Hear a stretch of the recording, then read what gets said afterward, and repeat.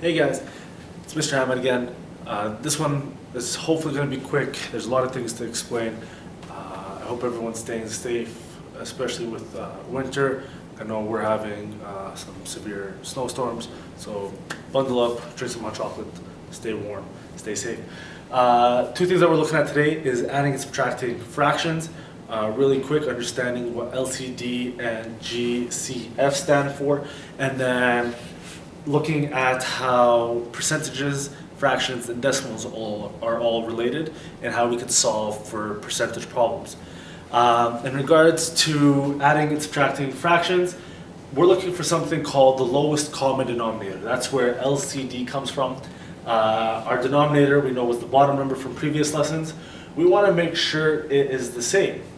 And I like to explain that with we're not able to have that 1/2 fit into the individual parts, right? To add things up, right? They're not the same size parts of a whole. So we find the lowest common denominator between 2 and 4. It is 4. Now we have 2 over 4 because we talked about equivalent fractions before. We know 1/2 and 2 over 4 are equivalent.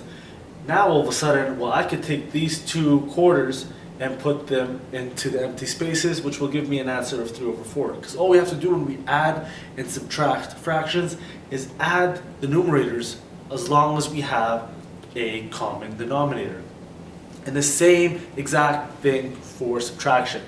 I have 4 over 6, subtract 1/2. Well, that 1/2 can't really fit into the 4 over 6, so I need to find a way to break it down, right? I don't know how much to take away.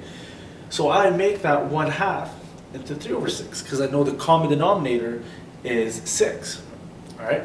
And what I do to the bottom is I had to multiply by 3 to get to the 6. Whatever you do to the bottom, you do to the top. Same thing that we did up there. So now my new equation is 4 over 6 subtract 3 over 6. All of a sudden, now I know I could take those away from what I have over here, which leaves me with a fraction of 1 over 6. And that lonely little dot that we have there. We do the same thing with mixed fractions, right? That whole number just means we have a full set of the parts of the whole, right? So 1 and 1/4 are 1 and 1 over 4 plus 3 over 12. Well, sometimes you don't have to go up to get a common denominator. Remember, it's lowest common denominator. We want to try to find the smallest number that is in between the two of them. I know that 3 over 12 is the same as 1 over 4. Well, look at that. Now we have a common denominator. And 1 over 4 plus 1 over 1 and 1/4, sorry, plus 1 and 1/4 gives us a new number of 1 and 2 over 4. Because remember, we only add the top numerators. But 2 over 4 can be simplified. There's a factor, right? And that's what GCF stands for, greatest common factor. We want to factor down to its simplest form, which leaves us with 1 and 1/2. All right? Practice that. It does take some getting used to. Remember, lowest common denominators, what we're looking at. Another trick that my students like to use is they multiplied the 2 denominators and then cross-multiplied the opposite denominator to the numerator to get a new equation, but then they had to start factoring, and when the numbers got big, the denominators got big, and it just became a hassle. Try practicing it this way, get used to that. On to percentages real quick. Here's one that's really, really simple.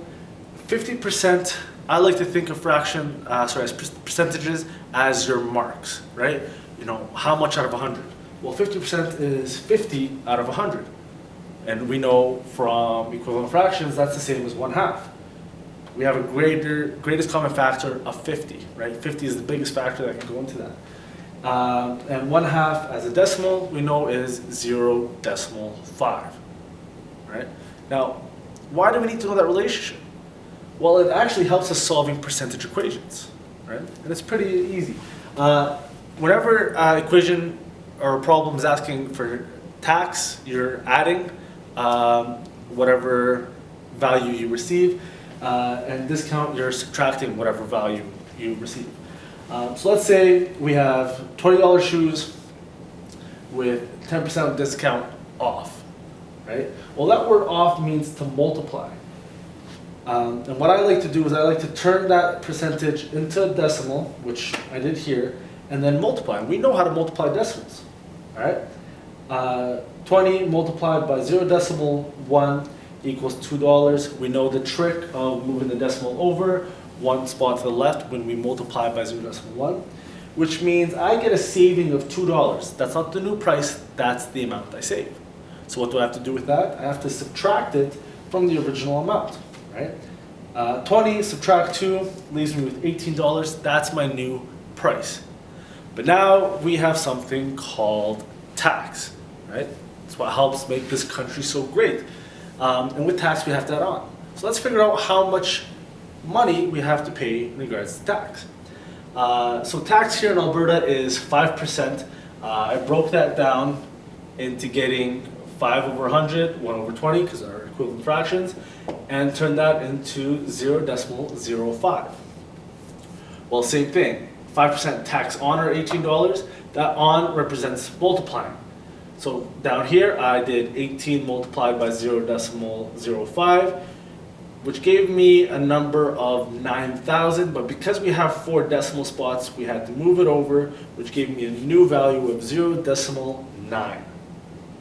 Well, 0.9 is 90 cents.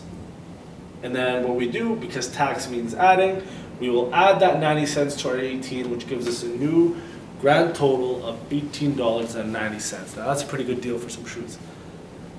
Stay tuned for some more videos. I hope this helps you understand 2 different concepts a little bit more.